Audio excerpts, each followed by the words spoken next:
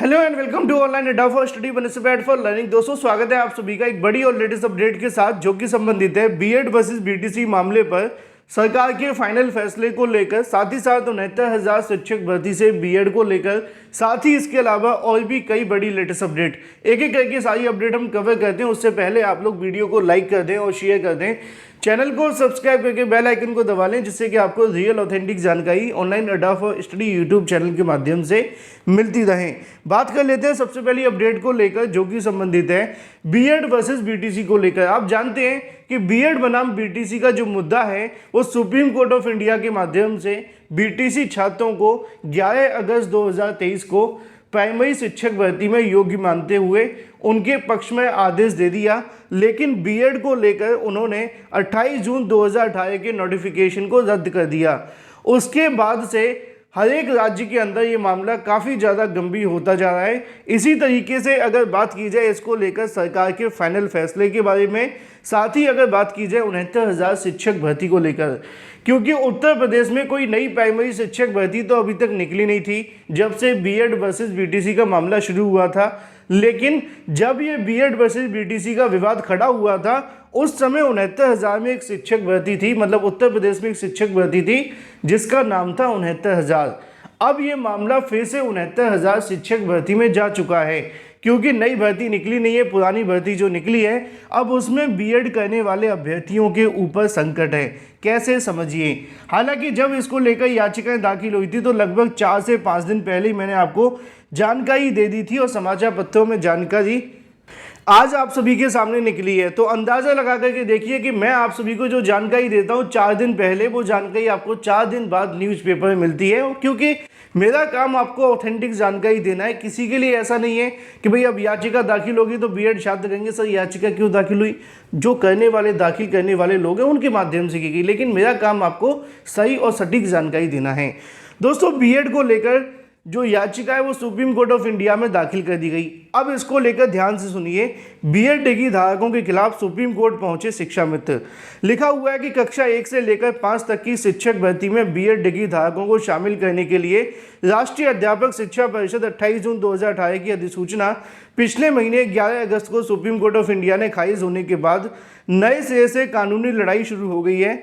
NCT की अधिसूचना के आधार पर उत्तर प्रदेश में परिषदीय स्कूलों में 69,000 शिक्षक भर्ती के तहत चयनित बीएड डिग्री धारकों को बहाल करने की मांग को लेकर शिक्षा मित्र ने सर्वोच्च न्यायालय में 304 पेज की याचिका दाखिल कर दी है। और ये वही 304 पेज की याचिका है जिसको लेकर मैंने आपके 30 पेज का ट्रांसलेट किया था। बाकी के पेजों का ट्रांसलेट करना बाकी है और मैं वीडियो भी अपलोड करूंगा। बहुत सारे छात्रों ने कहा भी था। शिक्षा मित्रों का तर्क यह है कि प्राथमिक स्तर पर शिक्षक पात्रता परीक्षा पास हैं, यानी कि टीईटी, और 69,000 शिक्षक भर्ती 2019 में आयोजित की गई थी, जिस भर्ती परीक्षा में 40-45% अंक या फिर अधिक अंक प्राप्त करने वाले 32,629 अभ्यर्थी शामिल थे।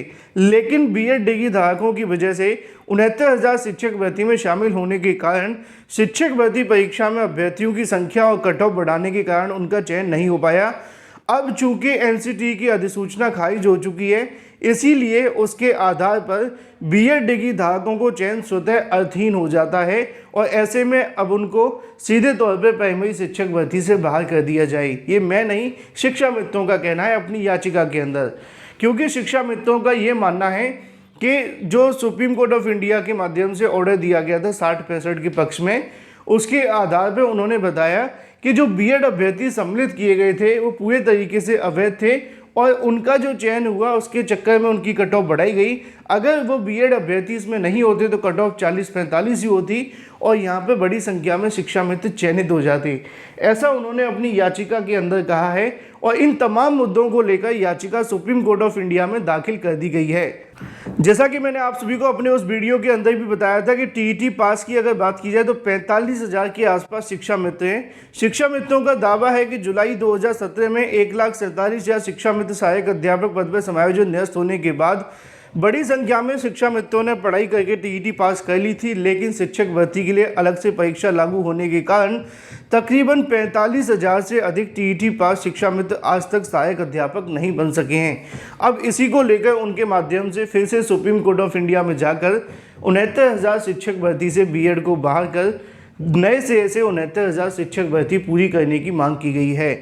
अब देखना ये होगा कि इसको लेकर सुप्रीम कोर्ट ऑफ इंडिया किसके पक्ष में फैसला लेती है, क्या फैसला देती है और क्या नहीं। फिलहाल की जो अपडेट है वो आपके सामने है। बात कर लेते हैं अपनी अगली अपडेट के बारे में, जो कि संबंधित है बीएड वर्सेस बीटीसी पर प्राथमिक में बीएड की मान्यता को लेकर 7 दिन में फाइनल फैसले के बारे में।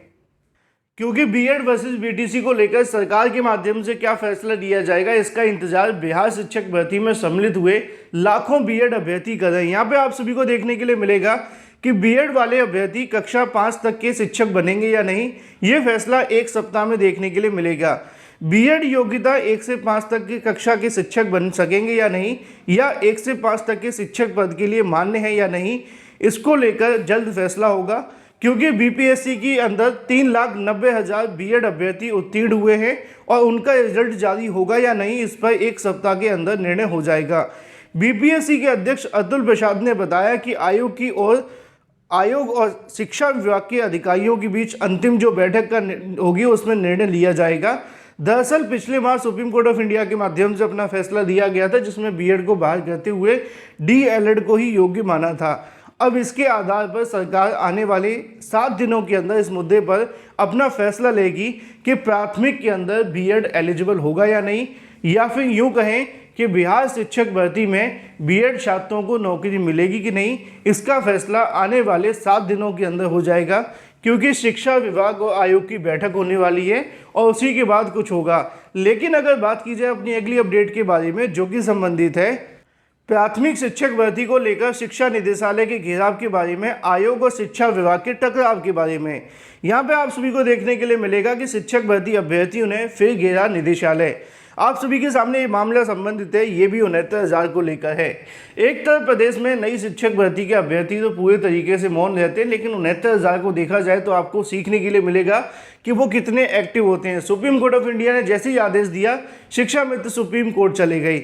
जैसे ही यहाँ पे एक अंक को लेकर मामला निकलता है, अभ्यर्थी धरना प्रदर्शन करने जाते हैं, अपनी मांग उठाते हैं। हालांकि अभी उनकी मांग पूरी नहीं हो रही है, लेकिन बावजूद इसके 69,000 शिक्षक भर्ती में एक अंक कॉमन दिए जाने के बाद नौकरी के लिए जो अभ्यर्थी चयनित होने चाहिए, तो उन सभी के माध्यम से धरना प्रदर्शन दिया जा रहा है। वहीं दूसरी तरफ बात की जाए अपनी अगली अपडेट के बारे में, जो कि संबंधित है शिक्षा विभाग, इसके अलावा आयोग के अंदर टकराव देखने के लिए मिली है। बीपीएससी के चेयरमैन ने ट्वीट कर बताया कि अधिकारियों की प्रतिनियुक्ति करती है सरकार और बाद में उन्हें बदल देती है। इससे हमें कोई चिंता नहीं है। बिना नाम लिए विभाग के अपर मुख्य सचिव के पाठक को निशाना साधते हुए आगे लिखा, लेकिन ऐसे तत्व जो आपकी शिक्षक भर्ती परीक्षा का डीवी यानी कि डॉक्यूमेंट वेरिफिकेशन रद्द कराने की कोशिश कर रहे हैं, उन्हें कोई ज़्यादा फायदा नहीं हो पाएगा।